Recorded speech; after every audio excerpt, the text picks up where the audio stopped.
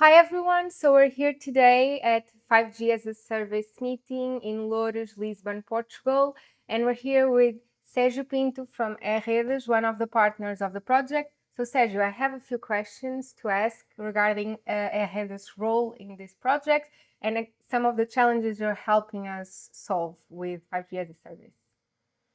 So within 5G as a Service, Redes is helping us work some of the challenges you are facing regarding electrical networks.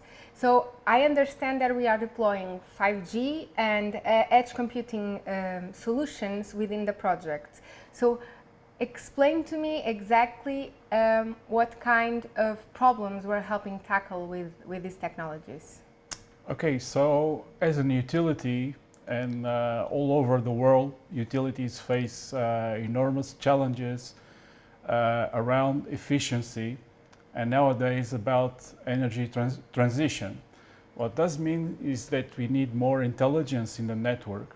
We need to be orchestrating, always orchestrating the demand side and supply side, knowing that the supply side now is based on renewable energies that fluctuate along the day, and so you have to cope with all these variations and make it secure so that everyone can use energy in the economy, in the society without outages.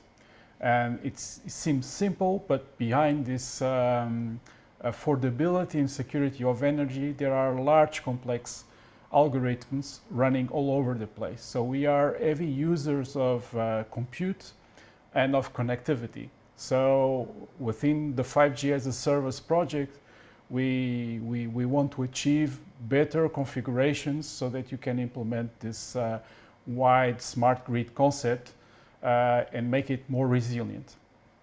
So considering that, how can we expect, in particular for edge computing and all of the connectivity and proximity to the devices, how can you expect this technology to help specific challenge that you face currently? Yes, so I would start from the main ones that I would relate them to resilience. And of course, quality and security.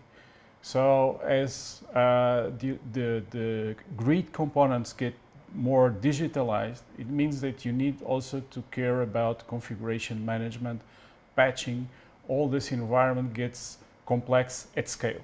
And so edge computing and a vision of a fluid platform of computing will help you to make it more efficient and really to be able to have assurance practice to make it, secure at scale.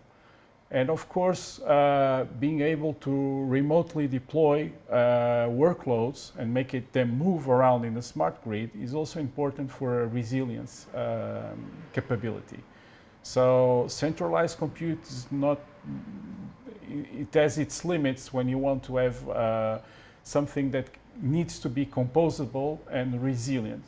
And I think this is, let's say, the way that we are going to be evolving. So ubiquity of connectivity and compute are, let's say, the pillars of this distributed concept.